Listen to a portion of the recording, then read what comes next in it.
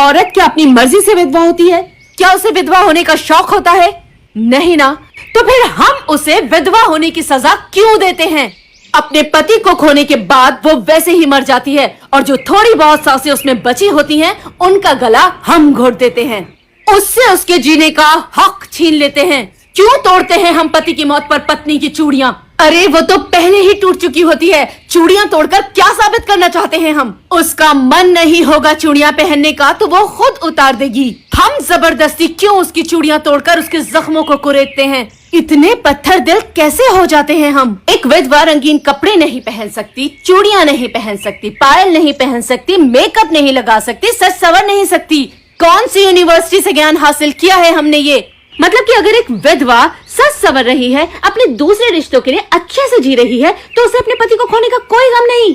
मेरी आप सब लोगों से हाथ जोड़कर रिक्वेस्ट है, ऊपर वाला ना करे, अगर आपके घर की बेटी विधवा हो जाती है तो उसकी चूड़ियां और पायल उतारने की बजाय उसे नए कपड़े, नई चूड़ियां, नई पायल लाकर पहनाइए। समाज जो कहता है कहने दीजिए, वो आपकी बेटी है, समाज की नहीं।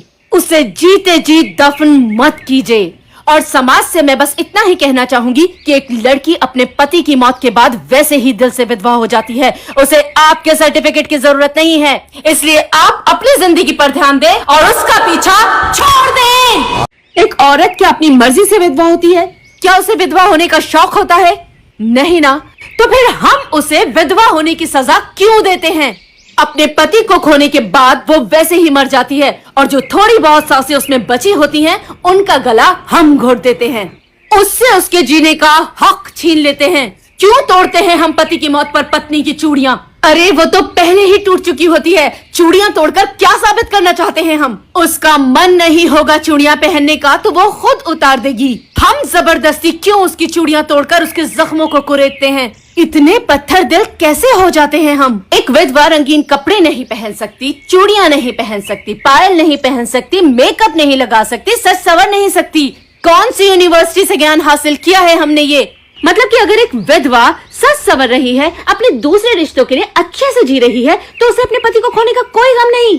मेरी आप सब लोगों से हाथ जोड़कर रिक्वेस्ट है, ऊपर वाला ना करे, अगर आपके घर की बेटी विधवा हो जाती है तो उसकी चूड़ियां और पायल उतारने की बजाय उसे नए कपड़े, नई चूड़ियां, नई पायल लाकर पहनाइए। समाज जो कहता है कहने दीजिए, वो आपकी बेटी है, समाज की नहीं। उसे जीते जी दफन मत कीजिए।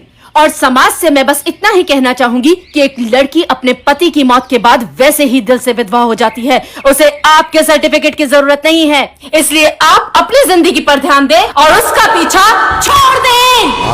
एक औरत क्या अपनी मर्जी से विधवा होती है? क्या उसे विधवा होने का शौक होता है? नहीं ना। तो फिर हम उसे विधवा होने की सजा क्यों देते हैं?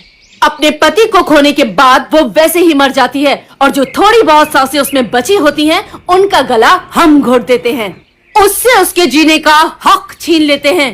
क्यों तोड़ते हैं हम पति की मौत पर पत्नी की चूड़ियां? अरे वो तो पहले ही टूट चुकी होती है। चूड़ियां तोड़कर क्या साबित करना चाहते हैं हम? उसका मन नहीं होगा चूड़ियां पहनने का तो वो खुद उतार देगी। हम जबरदस्ती क्यों उसकी चूड़ियां तोड़कर उसके जख्मों को कुरेदते हैं? इतने पत्थर दिल कैसे हो जाते हैं हम? एक विधवा रंगीन कपड़े नहीं पहन सकती, चूड़ियां नहीं पहन सकती, पायल नहीं पहन सकती, मेकअप नहीं लगा सकती, सज संवर नहीं सकती।